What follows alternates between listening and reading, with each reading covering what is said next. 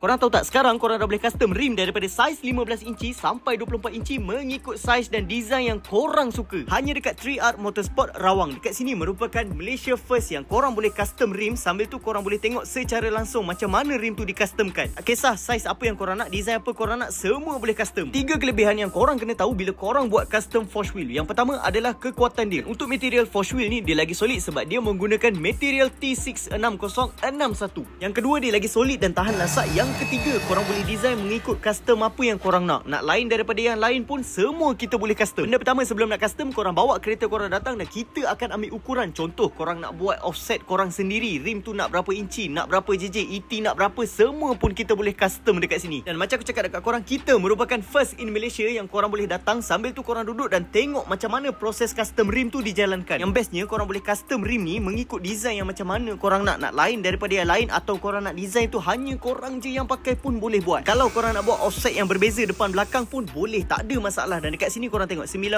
inci, berat dia cuma 9.7 je. Dan korang tengok rim 19 inci aku angkat satu tangan je. Dan inilah masa dan peluangnya untuk korang buat rim custom. Dekat sini korang boleh pilih macam mana design, ataupun korang ada design tersendiri pun semua korang boleh datang sini and korang bawa sampel macam mana korang nak custom. Dan jangan lupa, kalau korang nak buat custom rim, korang cari je aku dekat 3R Motorsport Rawang.